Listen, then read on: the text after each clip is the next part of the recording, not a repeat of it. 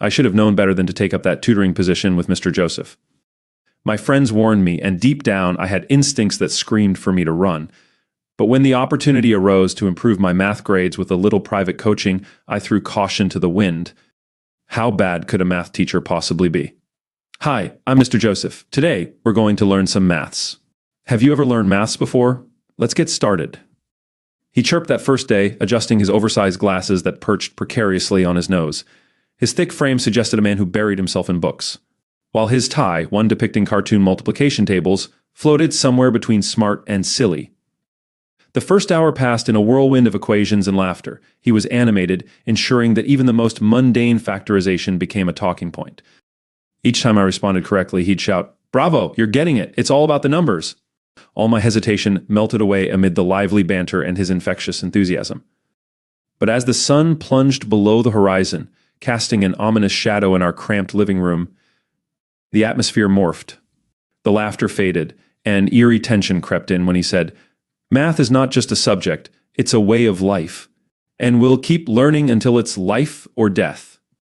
With those words, my stomach twisted and a sinking sensation filled my chest. I glanced at the clock, wishing for time to end this lesson. Mr. Joseph caught my eye and grinned.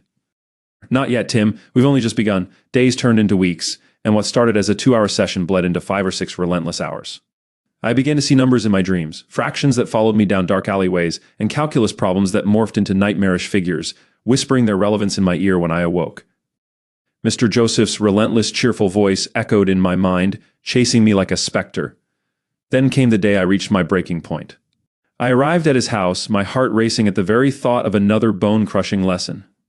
I was tired of solving problems, tired of his endless prattle about the beauty of math, and most of all, tired of him. "Hi, I'm Mr. Joseph. Ready for more math?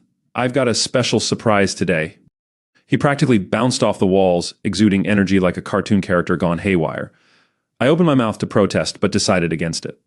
Instead, I made an impulsive decision. I would escape this horror. Once our session began, I plotted in the back of my mind, looking for an open moment, and then it happened, the moment I had been waiting for. Mr. Joseph turned his back, immersed in a complex equation on the board. My chance arrived. I bolted from the chair, adrenaline surging through my veins. "I need to go," I yelled, bolting for the door with my backpack flailing. "Tim, you can't leave. We have so much more math to cover," he called after me, but I only heard the manic urgency behind his words. The door creaked open, and fresh air filled my lungs as I dashed toward my car parked outside. My fingers trembled as I fumbled with the keys. The engine roared to life, and down the street I sped away, the serene suburban landscape blurring by. As I drove further away, I felt a strange sense of freedom. But that joy was starkly short-lived. I glanced in my rearview mirror only to see a flash of red. It was him, Mr. Joseph, hurtling after me in his unmistakable cartoon-emblazoned red car. No! How could he possibly drive that fast? Panic set in as I hit the gas, the dashboard lights blinking with warning. He was relentless, his car weaving through traffic like a predator trailing its prey. "Tim, you can't escape math." His voice boomed through the open window, reverberating in my skull. I could barely breathe as I slammed the wheel in desperate turns, but he remained hot on my trail, grinning as though he was enjoying our little game. With each turn, I considered my options. I had driven into a narrow forest road, which snaked through the trees, the canopy above casting shifting shadows across my windshield. It was my only hope, if I could just lose him in there. As the trees closed in, I felt my heart thundering in my ears. I took a sharp left, a blend of panic and determination fueling my speed. I could hear him behind me, always one step away, shouting his mathematical mantras that fused with the whispers of the wind. "Math is forever!" he screamed, echoing through the hushed woods. The branches clawed at my car as if they too wanted to imprison me, but I pressed on, a roar escaping my lips as I veered through the thicket. In a twist of fate, my car skidded to a halt at the edge of a small clearing, where the air felt thick and stagnant. There was no one around, only the sound of leaves rustling. I stepped out, trembling, glancing back toward the road. But Mr. Joseph wasn't following. My victory was bittersweet. I heard laughter, pleasant and eerie. It seeped through the trees, tickling the back of my mind. He was everywhere.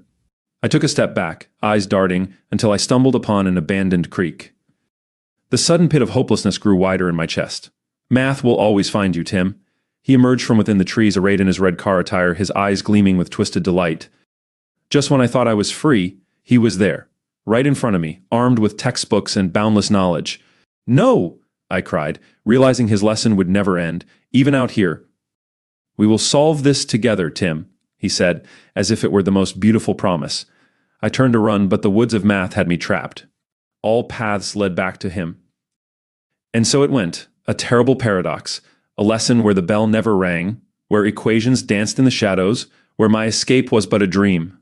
I was bound to him, forever in class, the grotesque teacher of a twisted subject that would never release me. As the darkness fell, I could only wonder if I would ever really learn math, or if Mr. Joseph, my relentless tutor, would haunt my days and nights, chased across a world that had become one endless lesson.